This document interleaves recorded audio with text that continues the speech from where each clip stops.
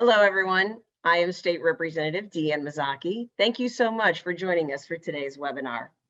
Many of our residents, including older adults, are concerned about being targeted by fraudsters. Fraud can take place online, over the phone, or in person.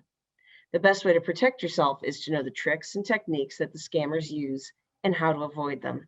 That's why I'm hosting today's event. I'm grateful today to be joined by Tom Brady, who will be leading the webinar today. Mr. Brady is an expert at fraud prevention. For more than 25 years, he worked in federal law enforcement with the U.S. Postal Inspection Office, and currently he's the director of the director of the Homeland Security Training Institute at the College of DuPage. He's also the associate dean for the Public Service Division. If you have any questions that you want to ask today, we have both the chat function on Zoom. We also have the Q&A feature on Zoom. You can put a question into either of those. You also can put some questions on the Facebook post if you are watching through Facebook Live. We're also going to be posting this on our website and other social media outlets. So if you do get this when we're not live, please feel free to reach out to my office, and we'll be happy to reach out to Tom Brady to try to get you some answers to your questions. So with that, Tom, thank you so much for your time today and for offering our residents your expertise. I'm going to turn the floor over to you. Thank you. Well, thank you, Representative Mazzochi. I really appreciate it. I'm thrilled to be able to be here today. Let me open my my presentation.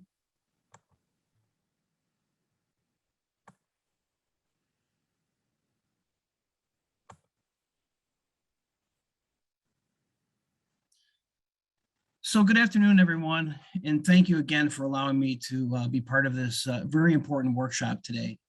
I'm going to talk about different types of frauds and scams that not only target senior citizens that have really grown over the past year and a half during the pandemic.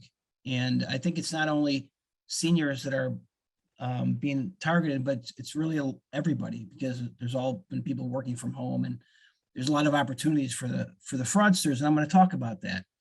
I am passionate about protecting people from fraud and scams. I was the inspector in charge of the Chicago division for the last 7 years of my career with the United States Postal Inspectors. And I was also the inspector in charge of the Washington division in Washington, D.C. during the Amerithrax investigation, the anthrax case you may have heard of and remember, that killed 5 Americans. And we were the lead agency on it because the anthrax went through the mail, and it went to Congress, it went to media across the eastern seaboard, and it killed 5 Americans. So it was a bioterrorism attack, and the Postal Inspection Service worked it because it was the mail, and the FBI also worked it with us because it was considered to be domestic terrorism at the time. I also was the inspector in charge in Chicago during the former Governor Rob Blagojevich investigation. My bachelor's degree is in psychology, and my master's degree is in integrated homeland security management from Towson University in Maryland. I want to start out with just a couple of examples of why people fall victim to scams. Now, I've spent a lot of time looking at the psychological aspects of fraud and scams. Why do people fall for scams? Why do they become victims? I spent a lot of time doing that. When I was with the U.S. Postal Inspectors, we spent a lot of time going out and talking to people about frauds and scams and educating them. And I can tell you right now that education is the best tool that you can have to avoid becoming a victim. When I was also with the United States Postal Inspectors, I hosted a radio show, a weekly radio show on WBIG out of Aurora that I created called Don't Fall For It. And every week we talked about a different fraud and a scam. And I was on that program for 3.5 years, and we never ran out of material. So it kind of tells you the state of fraudsters out there and what they're trying to do. I'd like to start out with answering the question, why do people fall victim to scams? In my experience, I've found that there's really 2 main reasons why people fall victim to scams. The first one is greed. People can get greedy. And if they think that they're investing in a safe investment that appeals to someone, and if someone has a need for a quick reward, and this is one where it's the the old saying is, if it sounds too good to be true, it usually is. But that's why people will fall victim to a scam. They get greedy. They think, hey, this is my ship coming in. This is an easy, I put down so much money and I'm going to get this kind of a return on an investment. That's got red flags all over it, but it happens all the time. And I saw victims throughout my career of people that fell victim because they were greedy. They wanted to get the money. They thought it was easy. There's no shortcuts. Many of you, of course, know that. But if people become fixated on a quick fix or fix a quick amount of money, then they could become victims of a fraud, and they usually do. The other one is when there's emotions tied to the scam. If there's an emotion tied to the scam, meaning it impacts your family or it impacts a member of your family, such as the grandparent scam, which I'm going to talk about during my presentation today. If the fraudster can tie emotion into the scam, they're usually going to be successful, because people will always want to help out a family member, help out a friend if they can. And if it's a scammer perpetrating one of these, they're going to get your money. You remember the case Operation Varsity Blues, where several people were trying to get children into colleges and universities through paying bribes and trying to get in through a side door. That was both, and not a lot. You find a scam that's both things, but that was both, because you had family members tied into this, so that's the emotion part of it. Then you had greed. People that were wealthy were able to try to spend money to get their child into one of the best universities in the country, and that's just not right, and that's not how we do things in America. And so that's just an example of one that covers both, as an example. I want to talk about senior scams. I've done a lot of presentations on senior scams. And when I was doing the radio show, Don't Fall For It, I used to say, we need to take these people that are committing these frauds and scams, identify them, and get them put in prison. Get them arrested, tried in court, and if they're guilty, make sure that they get prison time, because they cause a wake of destruction with the frauds and scams that they perpetrate. Couple of statistics. Seniors age 60 and older account for about 15% of the population in the United States. According to some estimates, seniors comprise 30% of fraud victims. Scammers target senior citizens because that's where the money is. That's one of the reasons why they target seniors. They feel that sometimes seniors are vulnerable, and so they try to take advantage of them. And what I've always said is that senior citizens do not have to participate in a fraud or scam. That's something that you can just say no to. Hang up the phone, delete the email, don't get involved in it. And if you think it's something worthwhile, then you need to research it. I'm going to talk a little bit about that as we go through today. But there are fraudsters out there that target just senior citizens. And I'm not talking about targeting one senior citizen. I'm talking about targeting all the senior citizens, because they want to try to get as many victims as they can. That's how they run their operations. So a few discussions as to why are seniors targeted, and there's several reasons. Well, I mentioned seniors can be more vulnerable. You know, they may be alone. They may not have a family, and they may be vulnerable. They might be in a vulnerable position to be taken advantage of. It's one of the things, these are what scammers are thinking about as they're trying to defraud senior citizens. Some seniors are very trusting, you know, different generation. You know, I've talked to people, senior citizens, who have said, well, I don't really want to hang up the phone because that's rude. I'm like, well, be rude, you know, protect yourself, because these people on the other end are not your friends. They're trying to take advantage of you. So you have to kind of break out of that shell, because again, this is something that senior citizens can control. Older people may believe the pitches that they hear.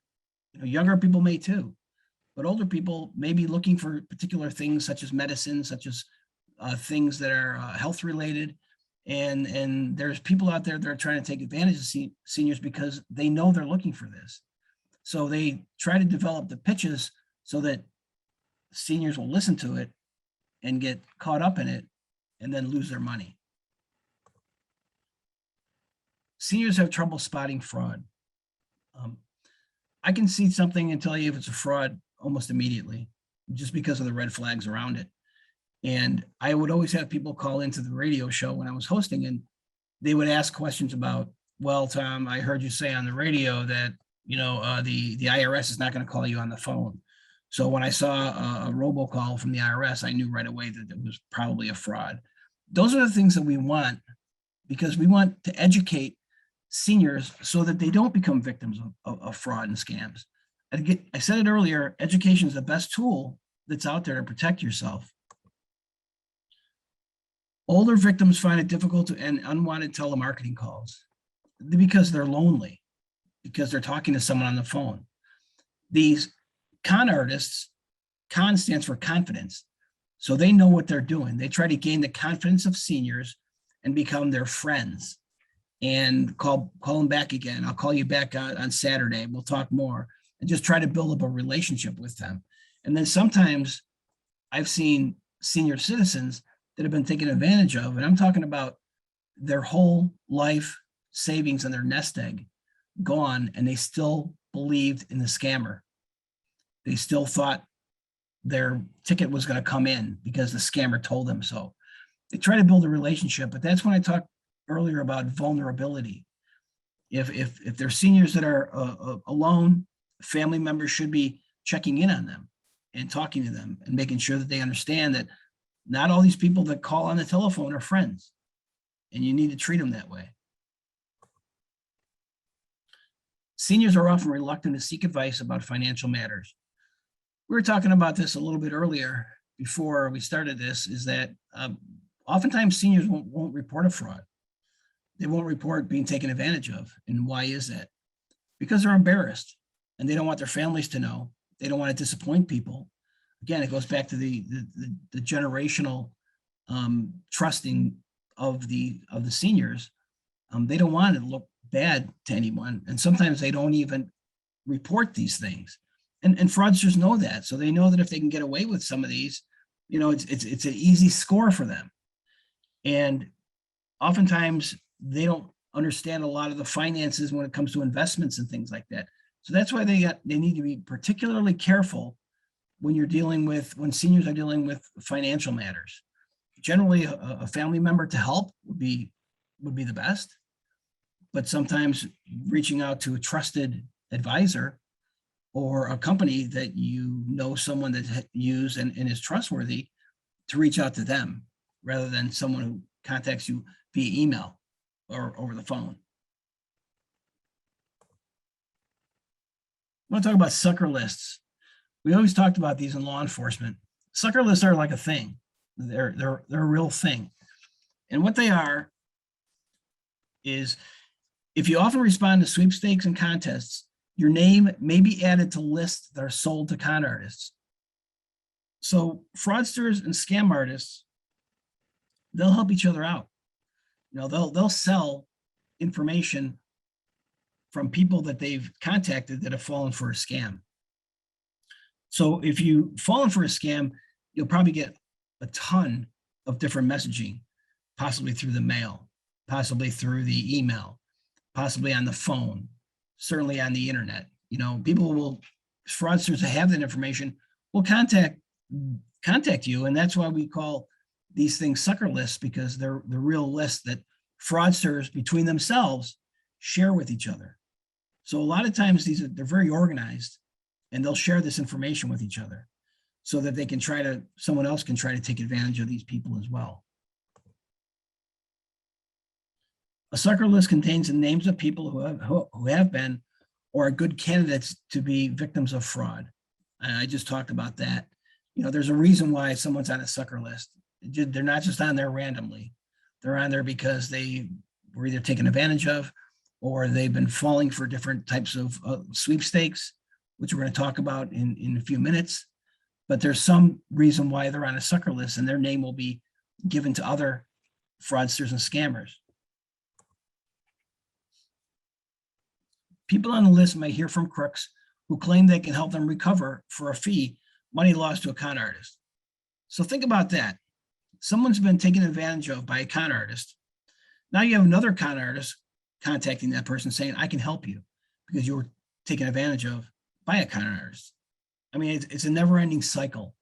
So it comes down to, you got to be careful with your trust. You got to make sure that you're not giving someone another opportunity to take advantage of you.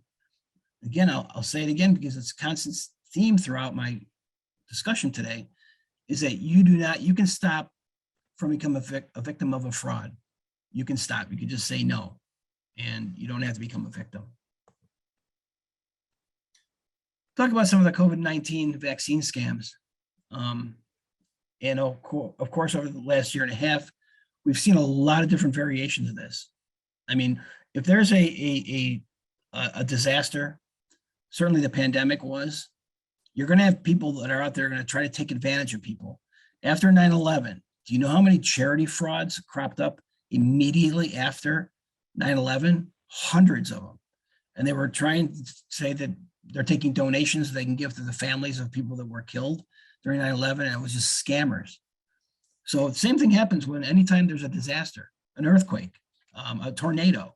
There's going to be scammers that follow that because they know Americans want to open their heart and give money and or donations to help other people, especially in time of need. Talk about COVID-19 vaccines. They're free for all Americans. Early on, we had people that were trying to have people pay for vaccines, saying, you know, you pay for this and we'll make sure you can get the vaccine. Well, that's not how it works. I think we all know that now. But if you're being asked for money for a vaccine, you can be sure someone's trying to cheat you. 100%, someone's trying to cheat you. If someone says you can pay to be added to a waiting list, or offers to undergo additional testing or procedures when obtaining the vaccine. You know, there's a lot of scams that are built around COVID-19. And these are a couple of examples of ones that are connected to COVID-19. You know, someone says they have the cure. Someone says they have medical supplies that'll cure you from COVID-19. Well, that's just not the case. And again, we know that. We know that there's science out there that tells us that, but people still have fallen victim to it. This is another one. Don't display your vaccine card on social media. Here's a picture of someone and showing exactly what I'm talking about. Scammers will try to steal anything that they can. So if they see this, your name, your date of birth, any other information displayed, which may lead to become a victim of identity theft. This is an invitation for somebody to become a victim of identity theft because you're showing some people some of your personal vital information. You don't want that. You want to protect it. So I know that early on, it's probably still going on, you know, when people receive the vaccine and they're pretty excited and they get on Facebook and they take a picture of their vaccine ID card. Happens all the time. And scammers look for that, and they can use some of that information, again, to try to perpetrate identity theft against that person's, at least that person's information. So I've always said, be careful what you do on social media. And COVID-19 is certainly not a place where, you know, you want to give people personal information.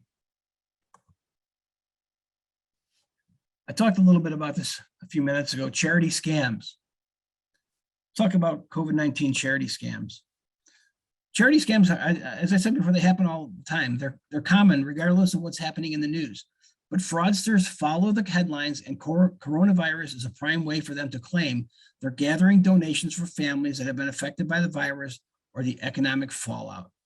This is like tailor-made for scammers to use under a fake charity and say that they're collecting money for families for, again, it goes back to, you know, Americans want to help. You know, we want to help. We want to help each other. We want to help people in trouble. And a lot of people naturally will want to give either money or donate material. But there's people out there running these charity scams that related to people being taken advantage of. And this is not something that just stops when the disaster goes away, because there's another charity scam going on somewhere else that the fraudster can take that too. So it can go over and over again. And people all the time are being arrested for perpetrating charity scams. Here's an example: Police Survivors Fund. So when this fund was established, it said the aim of the Police Survivors Fund was to aid widows and children of police killed on the job. Okay, who doesn't want to give to something like that? Families in need, people suffering, and think a Police Survivors Fund. It sounds like a legitimate charity. It was established in 1999 and disbanded in 2003 when the founder pleaded guilty to various fraud charges. This was a complete scam and happened on the East Coast. But there's stories like this all throughout the United States. So be careful when you see a charity, be careful of the name, because sometimes the name may sound like another legitimate charity name. There might be one word that's different. And what you need to do is if you ever want to give to a charity, and there's nothing wrong with that, but you want to do your homework. You want to do your diligence in going in and investigating that charity. Because most of the time, if you go to the Better Business Bureau or go on the internet and just put the charity name in there, if it's a scam, it's going to be already identified as a scam, especially if other people have fallen victim to it. And if it's a legitimate charity, it's going to be all over the Better Business Bureau, which is a great source of information, because it's vetted information, and there's not going to be scammers on the Better Business Bureau because they investigate all the people that they're associated with. So charity scams are something you got to be very careful about. Just do your research. That's the best way to protect yourself there. So COVID news scams. There's even scams about the news. The coronavirus crisis is rapidly evolving, and many people are eager to make sure they have the most up-to-date information. But it's still important to avoid exposing your devices to harm, such as malware and viruses. So there's people that will try to attach viruses to your computer by clicking on a link about the latest and greatest information related to COVID-19.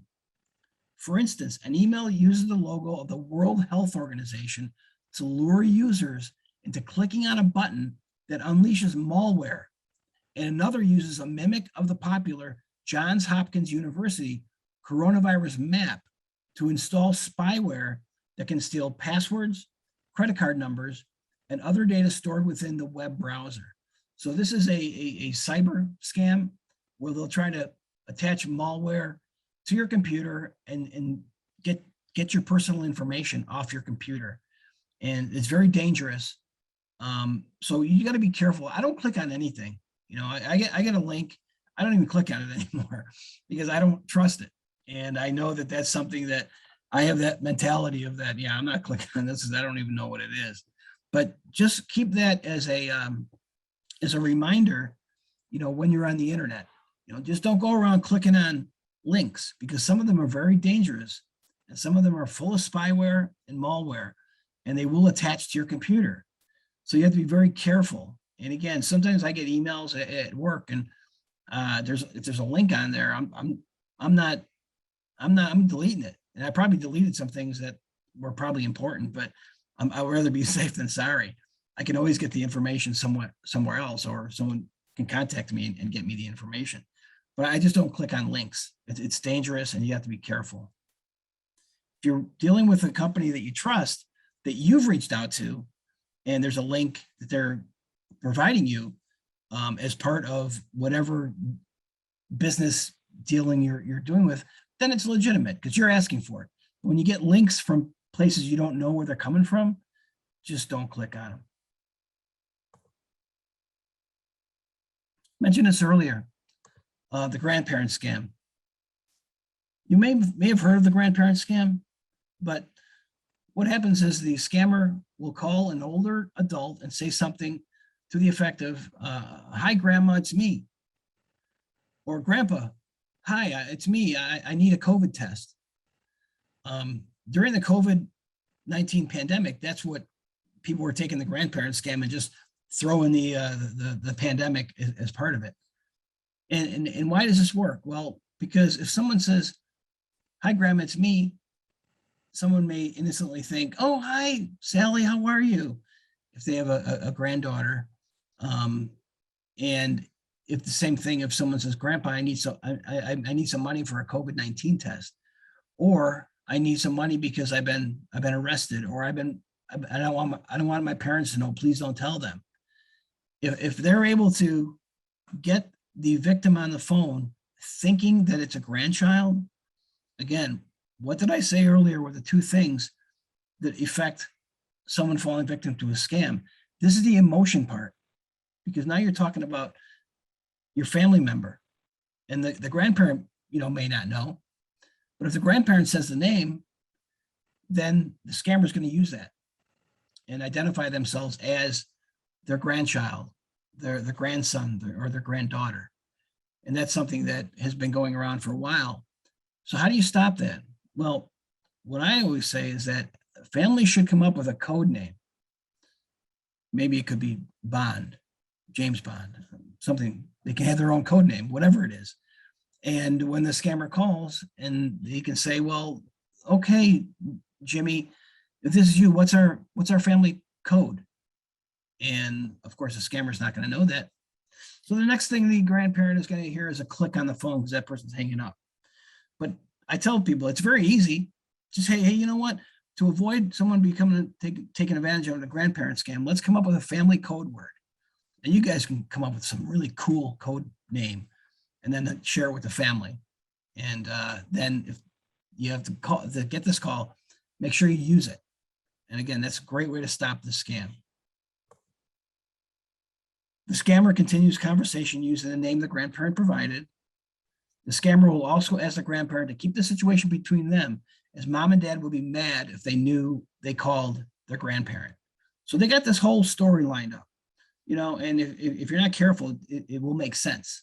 So you have to be very diligent about, again, the code name. We saw COVID cleaning scams during the pandemic.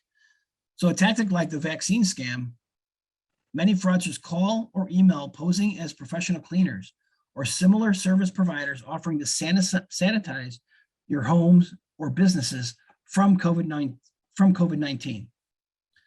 So while there are businesses that specialize in cleaning service, they're not engaged in randomly calling potential customers out of the blue.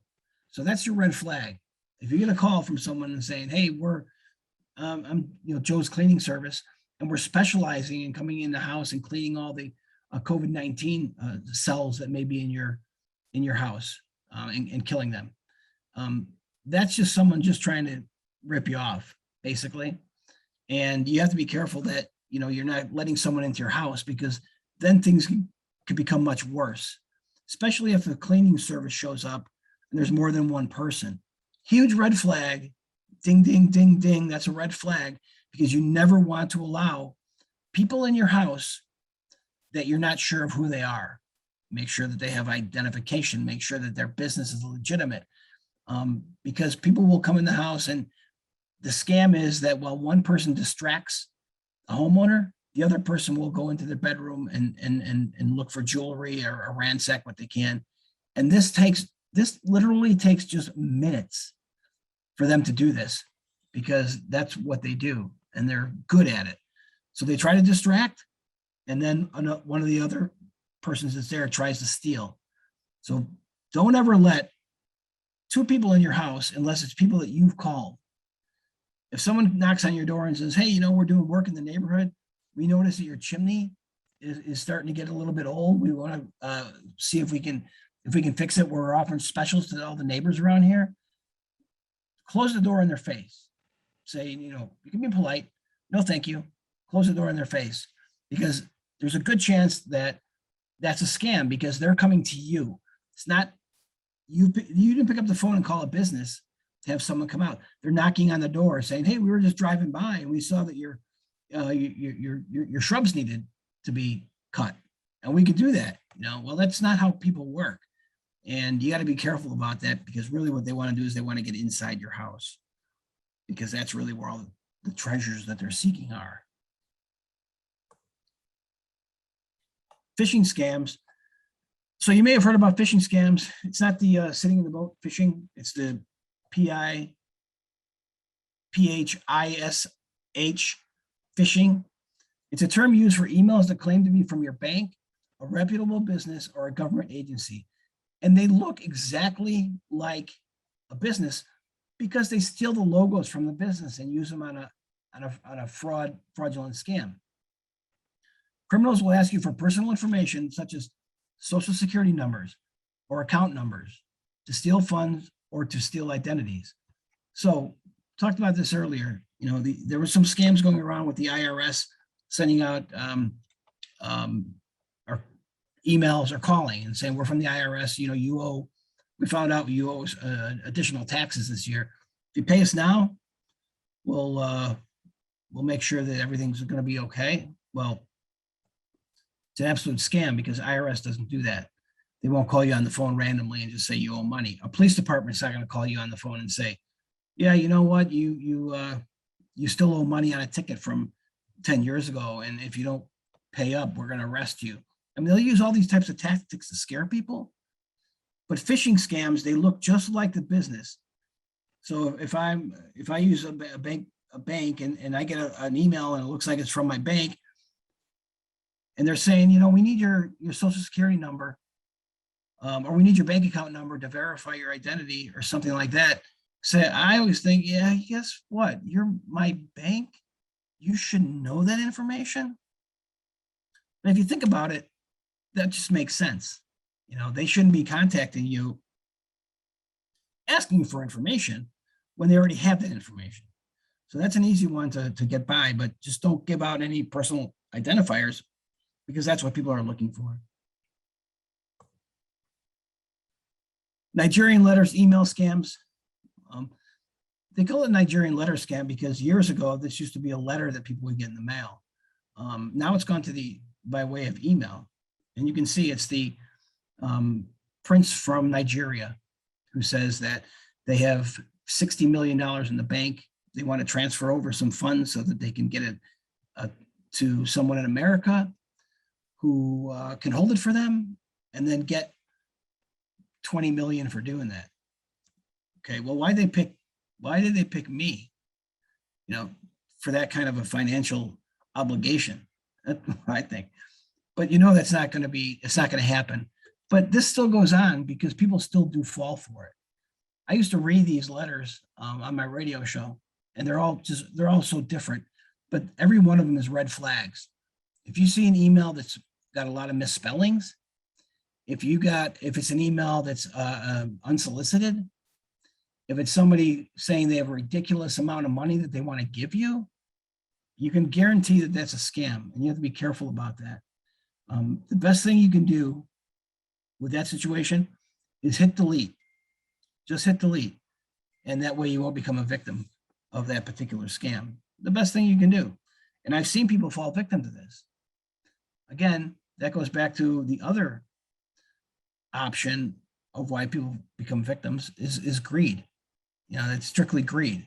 You're going to give me $20 million for just holding some money in my bank account? Yeah, sign me up. You know, but then it turns out not to be, and they could become victims because they're going to be having to pay some money because that's the next thing that comes in. You need to give us some money before we send this to your bank account.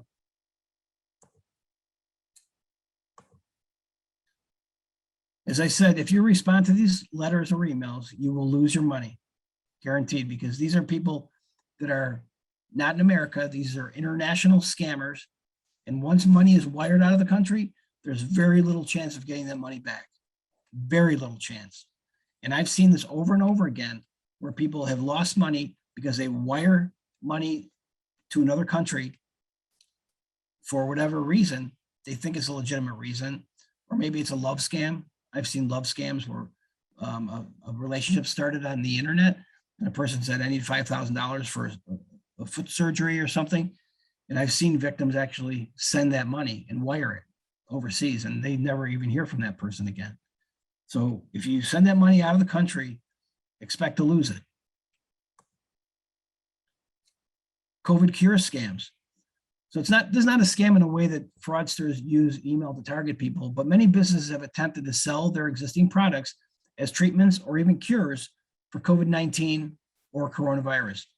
The FTC and the Food and Drug Administration have issued warnings against at least 7 companies that the agencies say have been misbranding products as treatments or preventatives against coronavirus.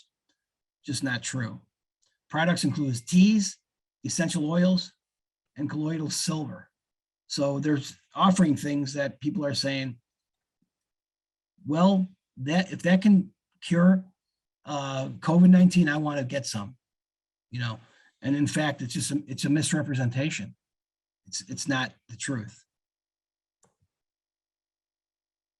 So I saw so many people fall victims of sweepstakes and lottery scams. I mean, this is probably what I saw most during my career as a United States Postal Inspector. How this works is, you're told that you've won a sweepstakes, or let's say the Canadian lottery. So here's the key of that one right away. If you didn't enter it, how can you win? Good question. But people don't realize that. People say, well, maybe I did join this a while back. I don't remember. Or if somebody is a regular sweepstake lottery player all the time, they may not remember. But you have to, if you win some money, it's because you entered a contest or you entered a lottery. You're not going to win money if you didn't. In this scam, you're asked to pay for processing, taxes, or delivery, or provide bank account number to verify your identity. So now these scammers trying to turn the tables to get something from you.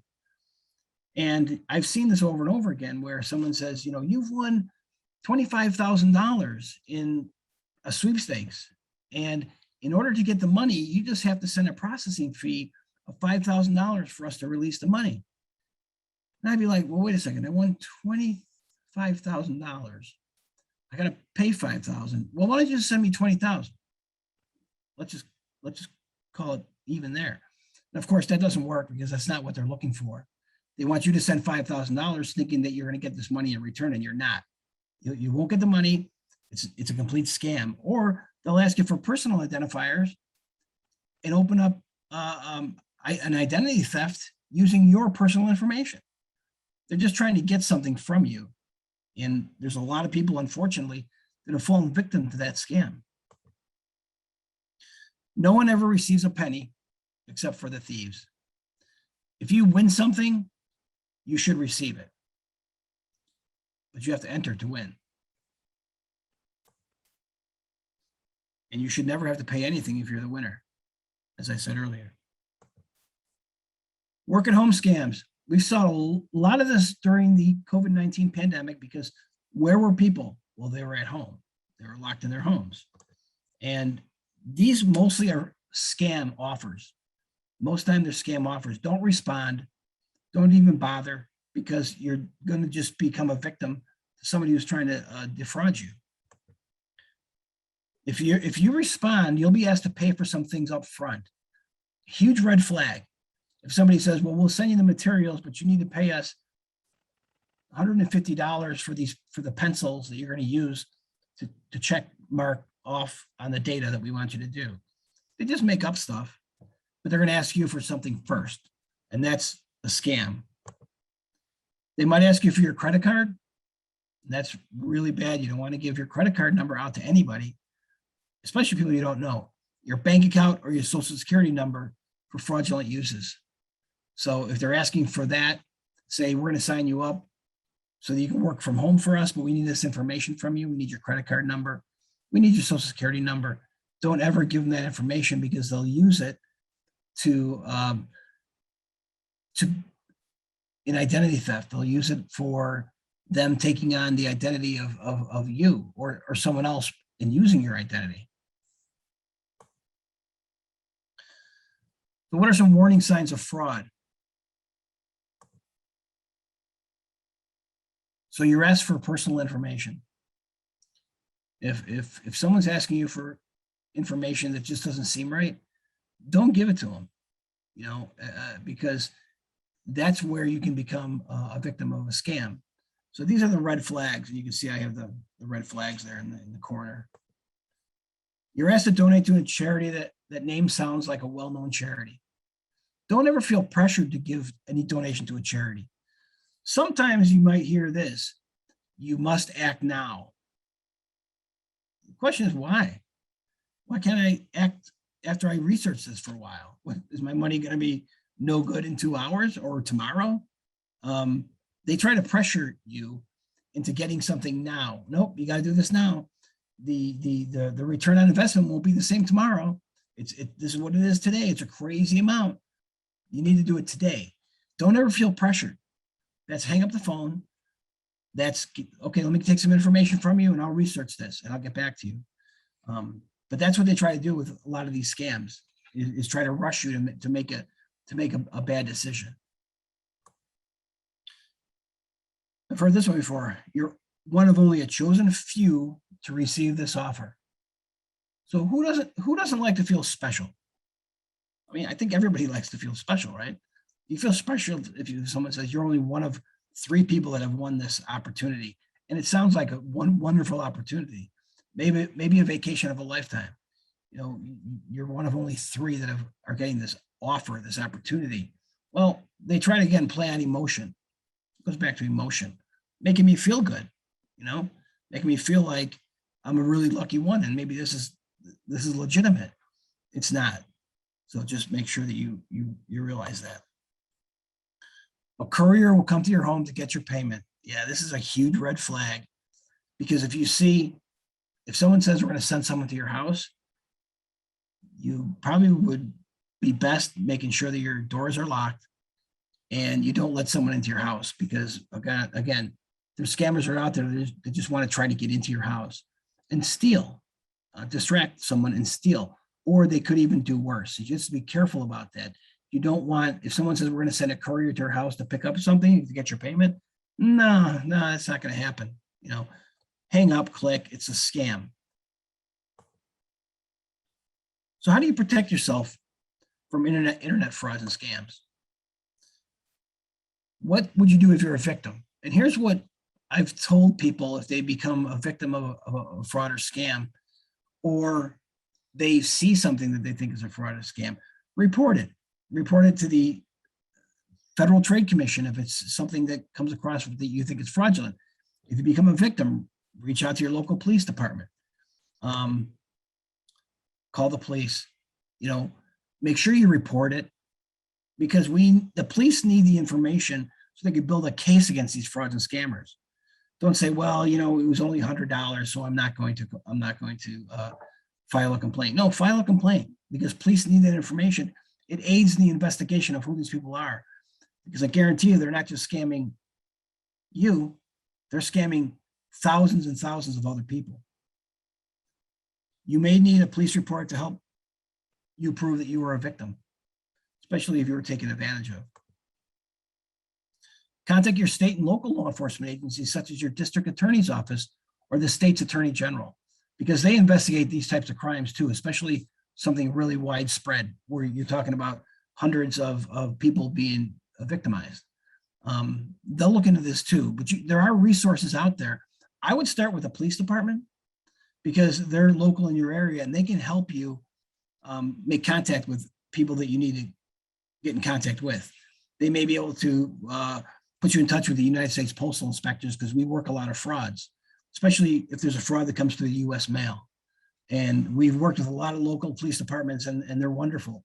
We all work together because we don't want anybody to become a victim.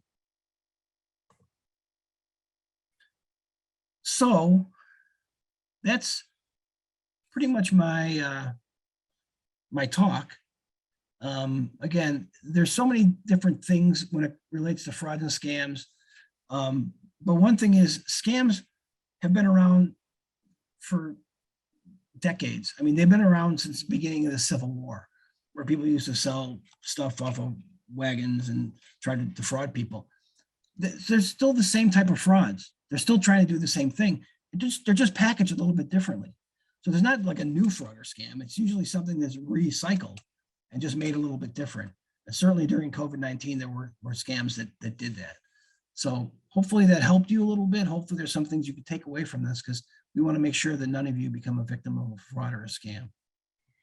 Tom, thank you so much. And again, for our participants, I'd just like to remind them, if you want to put something in the chat box or in the Q&A, or if you're watching on Facebook Live, we can certainly try to accommodate you and get those questions answered. A couple of questions that did come in before the webinar started. One of the first ones is, if you think that you're the victim of fraud, or you think that you're seeing a fraudulent scam going on, where do you where do you go? Where should you start? I think the easiest place is your local police department. Start there, because they're in your community. They'll be an advocate for you. If it's a federal crime, they can give you the information and help you contact the right person in that federal agency. So they're a good conduit to help on a local level. But as long as you're going to that law enforcement agency, it'll get to all the other agencies that you need to get it to. Perfect. And then another question was, what would, if you had to kind of rank the most valuable pieces of information that a scammer would try to get a hold of from someone, what would those be? Social security number, date of birth. Those are the two really, really important ones, because they can use them to apply for a lot of different things. Those are the two kind of keys that open up the locks for many different types of crimes that they can commit. Identity theft being number one. They can open up credit in your name. They can open up accounts in your name. And that's how people have become victimized through identity theft. So any type of personal identifier, but I think the two strongest ones are certainly social security number and date of birth. And is that, and basically the primary reason for those is because that's what you can use to actually either get access to bank accounts or to target bank accounts. Correct. And open up credit cards and open up credit. And they want to do that too. When it comes to reporting, one of the things that we saw at the very beginning, when there, at least in the district office, when some of the fraud started coming up with the Illinois Department of Employment Security, is some people were a little bit hesitant to report it, and then I think as it became more widely known, people became less embarrassed about it and actually started reporting it more. What do you recommend to people if they are the victim of a scam and maybe they're not sure, or they're worried about it, or they're embarrassed? Well, I think they can take solace in knowing right away that they're not alone. And there's other people, as you said, who are being victimized as well. So report it, because the police and the investigators have to get the information so they can build a case against these frauds and scammers. So if they don't have that information, it's not going to be as strong of a case, because that's evidence of the fraud and scam, and they really need that. So I tell people, just report it, contact the local police, report it. Even if it's something that's, people don't feel that is very significant, it could be very significant because other people may be being ripped off, and not even maybe, other people are being ripped off by the same person. Right. And then, what types of evidence would you encourage people to collect if they, so for example, you get the weird text message, one that our family has gotten related to someone saying, oh, we're holding a shipment from you for something that you ordered. They'll either say Amazon or eBay or online, and it's being held up at customs, but could you just, send some money here or send us a tracking number or something along those lines? When you get that type of thing, what type of evidence is going to be useful to our law enforcement authorities to try to then either go after someone or at least start logging, that this is a scam that's out there? Yeah, that's a great question, Representative Mazzochi. I can tell you that it's challenging, because if it's a fraud where someone's requesting someone to wire them money, it's international, and people are generally not going to get their money back from an international scam. So sometimes it's doing the prevention work to not fall victim. I always tell people that, if you delete it, hang up the phone, throw it in the garbage. If it's something that you didn't lose any money from, just get rid of it. Now if you collect things, you can collect all these Nigerian emails and things like that. I mean, you'll have a stack like this high, which not much you can do about that, because that all comes from overseas. And if money gets wired and you go to a place and wire money to a country internationally, I've seen just a couple times where we've been able to get people's money back. that shifted overseas. And one was in a woman sent $5,000 in a book because it was a love scam. And we were able to actually get that out of customs when it reached the destination of that country. But that's rare. You know, most of the time the scammers get it, and then the person's just out of the money. They don't have any recourse. No, there are some commercial services out there. I know LifeLock advertises itself. Are there any commercial services that you would recommend using to protect against identity theft? Or are there steps that people can take using free resources that are available to protect against identity theft? Yeah, I'm always on the side of using free resources. So I would contact every year, contact the 3 credit reporting agencies, because you can get a free credit report from each of those.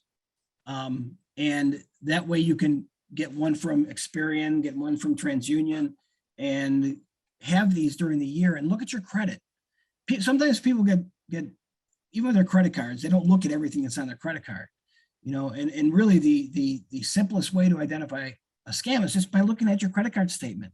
See if there's any fraudulent charges that were made to that. But the credit reporting agency in this country are free. People can call and get that information for free, and it's critical information because it shows you everything that's been charged and what your credit is. And if your credit's really bad, well, obviously that's somebody who's been using your credit to perpetrate some type of crime. But if you do that ahead of time, and it's all about prevention, so if you're doing this on a regular basis, you're going to be in a much better place to identify if something happens initially, not 2 years after it's been going on. And then when it comes to the commercial services, do you know, or do you have any insight as to exactly what it is they do, when they're marketing themselves as individuals who can help protect against identity theft? Yeah, I mean, I don't get into particular companies, but I do know a lot of the things that they do, you can do on your own. And you can do it for less money because some of this stuff is free. If you want to use a commercial agency to help you out, and you feel better about that, there's nothing wrong with that. But most of the things that they provide are things you can get by yourself. You can get police reports, you can get credit reports, you can get anything that has to do with your accounts, your statements. You can get all that for free. So I'm on the side of like just doing it yourself, being proactive. And there's a lot of information out there that you can just get. It's not difficult to get. Yeah, and for what it's worth, for anybody who's looking for those types of credit reports, if you either have a credit card, they usually have a way in which you can access a credit report directly through their website so that you don't have to worry about releasing any of your confidential information to some random website.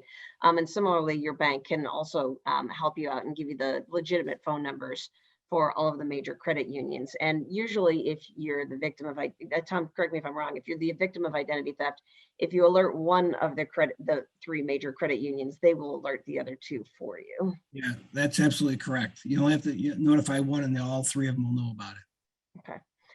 I want to make sure that we get everybody else's questions. So I would say last call for questions if you have any more. And then okay, how concerned should I be if one of our questioners, how concerned should I be if I've been told that certain pieces of information, such as a phone number or an email address, has in fact been found on the dark web? Or maybe, I know that a lot of people, we got a bunch of calls on this. They've gotten calls because their health insurance provider, for example, says, well, we believe that there was a breach, but we don't think that, all of your personal information was necessarily disclosed. Again, what should people do if they find out, my phone number, my email address is out there in those types of sources? If people feel really to the point of, they're not really sure what's going on, I would change it, change your phone number, contact your service provider, change your number. You can do that. I think this phone number to me is like, we all on our cell phones, we all get these calls, we look at and go, I'm not answering that one, because you don't know who it's from, So the phone number is not as much of a vulnerability as if someone sees their social security number out there on the dark web, or their date of birth, or their name, because then you got people that are trying to perpetrate identity theft, and that's when you would contact the authorities for sure. A phone number, again, you can deal with that. it's not easy, but it's, something you can do on your own. But if you start seeing some personal identifiers, again, social security number, birthday, date of birth, your address, your driver's license number, anything that's related to you, that's when you should be concerned. Yeah, and email it for what it's worth. Phone numbers and email addresses, one of the reasons why those are valuable. They're more valuable to advertisers Right. as opposed to scammers directly. But but for emails, Tom, how often do you recommend people change their passwords, right? So maybe, for whatever reason you want to keep your email address, you want to keep a phone number, but passwords associated with that phone, with an email address, for example. How frequently do you recommend people change those? Yeah, I recommend that people change their passwords at least once a quarter of the year, if not sooner than that. But if you're doing it once a quarter, if you think about setting up a time where you can go ahead and change your password without being notified that you need to change your password, you're being more proactive. So if after 8 weeks you change your password, if you're working at a company and they say, your password is going to need to be changed in 2 weeks, you can do it like right away. You don't have to wait, So I think being more proactive is better than that. And mix up your passwords. Some people just use the 1, 2, 3, 4 or password as my password. That's what scammers know about. So if they get anything that they're trying to get in as you, they're going to try those passwords. So make it something that's particular to you that no one else is going to know. Another question, T-Mobile just announced that they experienced a data breach. What steps should someone take in response to that? So I don't know much about that right now. I'd have to take a look into what exactly happened. But if you're a T-Mobile customer, I would contact T-Mobile and find out if there's anything that you need to do as a customer. I don't know if people have been taken advantage of through that yet, because it's a security breach. So we don't know the extent of it, but I'd call T-Mobile. Yeah, one of the other things that has been coming up, and unfortunately we experienced it within the state of Illinois, is that the Illinois Attorney General's office was actually the subject of a ransomware attack, and they still haven't managed to get back up to speed on that sort of thing. Again, when you have major sorts of things like this, are there things that you would recommend people proactively do? I mean, most private people's computers are not going to be the subject of a ransom attack, Right. but are there steps that people can take to try to avoid even being vulnerable to something like that? Yeah, and what it is the reason why a ransomware attack occurs is because someone got into that system. Somebody got into that system through all the safeguards. So you have to take the precautions, the passwords, the not clicking on links. Don't click on links, especially when you get them from places you don't know or you don't know who they are from. Because that's where people get into your computer and they can steal your information. So same thing can happen to a business as can happen to a person when it comes to malware. Somebody will try to get into to get your personal information off of your your computer, trying to get in that way. Ransomware, same type of thing. It's just somebody finding a crack to get in, and they use it, and they cause all their mayhem, and that's devastating, that ransomware attack. Yeah, and usually with ransomware, part of it too is that this is why I always do try to do pretty common and routine backups for my system, is because once something gets in, you don't know how long they've been sitting around in your system and can go try to destroy everything that's been going on. But at least if you've got more regular and routine backups of a computer system or anything that's important to you, that can also help to protect you. But we'll do some for the questioner. We'll do some additional follow-up and reach out to T-Mobile as well and see if we can get some additional information for you, so that we can, hopefully try to get some better answers for you. Yeah. All right. So I think that's pretty much everyone's questions that we have. I just wanted to, let all of you know if we can shift to some screen sharing. A lot of the things that we've been really working on the House side, I've been taking a lot of the identity theft and related issues very seriously. One of the things that we actually managed to get a couple of pieces signed into state law. One bill, HB 368, one of the, Tom was talking about some ways in which you can try to get at confidential information. We actually passed some legislation this year that essentially ensures that all of any federal tax filings that get released to the Auditor General's Department, those are going to have additional confidentiality protection so that they're not going to get slipped through, maybe for example, a FOIA request or something along those lines. And then we've also realized that there are many agencies that may be subject to confidentiality restrictions who are handling sensitive information, but the contractors who are working for them were not. So that legislation also made sure that contractors are on notice that if they release any confidential information, we now have another area to go after against them. Some feedback that I got, and this was shared by some other legislators as well, is that when some ways in which scammers may try to get after you is, oh well, a judgment was entered against you when you were living in such and such a location for outstanding parking tickets, or you would get what looked like a very official looking legal notice in the mail saying that you owe this, this amount of money, and it was deliberately timed to be many, many years ago. So maybe somewhere where you lived 10 years ago, and now they're saying you owe us money. We've now kind of put a cap on when people can actually try to make those damages claims, so that you're hopefully not going to be seeing some resurrected claim from many years before trying to come after you. Other things that we've been working on, if we can go to the next slide, unemployment insurance fraud prevention. One of the things that we heard in the district office over and over again is people would find out that a fraudulent claim had been made in their name. They thought they would notify Illinois Department of Employment Security, but IDES would actually not get back to them with any information confirming that they actually had received their claim. So this is something that we were really trying to look at to make sure that we could this is something that we essentially want to say, like, you've got to let people know, and then they've got documentation as well, noting that they reported it, and they can send it to credit agencies, and also to give you some damages in the event that the state's negligence in terms of security or releasing funds or allowing claims has damaged you.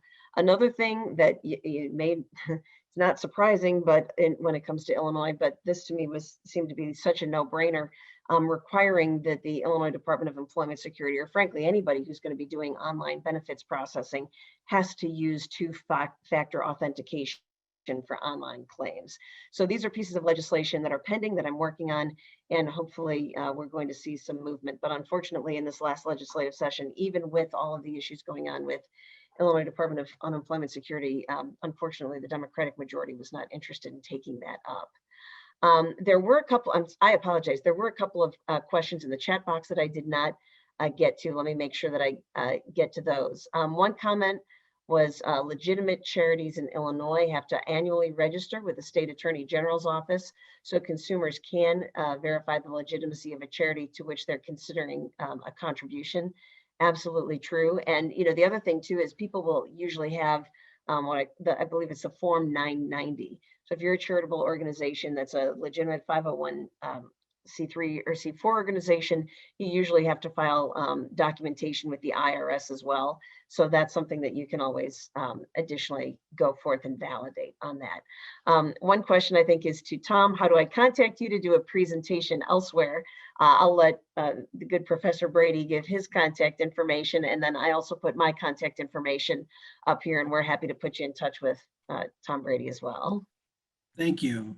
Yeah, so if you want my email address here, if you want to write this down, it's Brady, BRADY T 145 at cod.edu. That's Brady T 145 at cod.edu. And I'm always interested in coming out and doing more talks about these types of things. So I'd be more than happy to do that. Fantastic. And, and also, for any of you, if you're aware of any other groups that you think might benefit from an organization like this, please reach out to me at the office. Again, phone number is here, 630-852-8633. Email Mazzochi, at ilhousegop.org, or you can reach us through the website. We're happy to do all of this for you. So if there's any senior groups that you think would benefit from this, or also Tom has a whole other version of the webinar that he can do to target students as well. So if you've got a group of students who are maybe going off to college, there's a whole other set of financial scams that they can be wary about when it comes to registering for classes and credit cards and that sort of thing. So we're happy to work with your organization on anything we can as well, because these obviously are big issues, and once they happen, people who are trying to untangle problems with credit or identity theft, it can just have massive repercussions that you can feel for years. So the more we can do on the prevention side on the front end, the better. And when it comes to Ed's questions with regard to the data breaches that are occurring with large companies, it's happening all the time. One of the things that I know I personally have used as a strategy is, I try to separate email accounts. So I have one email account that I refer to as anybody who asks me for an email address, goes to that one special account, so that it's not kind of getting intermingled with my normal, email traffic that I use either for work or for family and friends, just to try to make sure that, I don't so that if something does happen and that particular email shows up, I don't have to worry that they're invading my contacts list and, using that to try to swoop up a whole bunch of other data and, try to get me to click on an unfortunate link. And then also, again, just trying to change the passwords pretty regularly, so that even if they get a hold of one password, and again, if your password is, it's Monday morning 2, don't make your next password change. It's Monday morning 3, right? Try to change them up a little bit. And, and I mean, the downside of that obviously is that if you then, write them down, please put that in a secure location, not underneath your computer keyboard, because then if somebody breaks into your house, they can find them in some other ways. But Tom, I don't know if you want to have any, closing thoughts in terms of all of these data breaches that are occurring at larger companies and ways people might be able to try to deal with that. Yeah, it's tricky because you want to make sure if you're dealing with a legitimate company, sometimes you assume that your information is going to be safe, but there's people out there that are trying to get that data. They want to get that data because now they got a treasure trove of information that they can use. So I mean, sometimes it's difficult. I would make sure that I protect as much as I can all the personal information that I have. I mean, sometimes if you're purchasing something, you have to provide personal information, but make sure you're dealing with a reputable company. You can even go on their website and take a look at the security measures that they have on their website. I love the two-factor authentication. We talked about this a little bit ago, and I love that. Most of everything I go into now, I have to use that. So it's becoming very common. And I think companies are looking at using things like that because it helps them from a ransomware attack.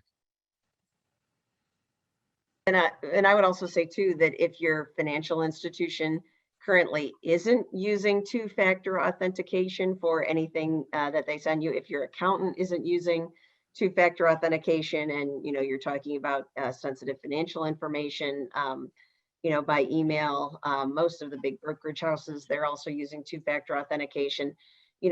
Definitely make sure you use that. And the other thing too is, every now and again as well, just go through and clear all of the cookies out of your browser cache. Again, it's a pain in the sense that you now have to go type everything in again, and the computer has to re-recognize you. But that's another way that you can also make sure that, if you do get infected by malware or spyware, that's a way to help, start clearing it out. And for me, I've also been trying to, instruct my kids, please don't put any apps on your phone that I don't know about. Please don't download any apps onto any electronic devices that might be sharing our network, because the technology has gotten sufficiently sophisticated that malware installed on this phone now might be able to jump onto my computer, might be able to jump onto an iPad, depending on how safe your own network is. And if your home network is not currently secured by a real password, not, my network password is my phone number or something, or his password. That's also something that you should do because, as we saw, I think, what was it, TikTok and some other apps, the fact that it's not connected to your computer may not matter in terms of the ability to go through the router and install, cookies and spyware on your phone. So again, I want to make sure that I got a hold of everybody's questions. And again, thank you everybody so much for joining it. We're going to have this not only on our webpage, we're also going to keep it on the Facebook page for a while. So if you want to share this with any friends or family, you'll be able to share the link, and hopefully it will, come with enough security that people can click on it, or they can just, visit the site directly, and they'll be able to find it. We're also happy to email it to you as well. So with that, thank you again, everyone, for joining us, and we'll see you again soon. Thanks so much, and thank you again, Tom Brady and the College of DuPage. Thank you, Representative Mazzochi.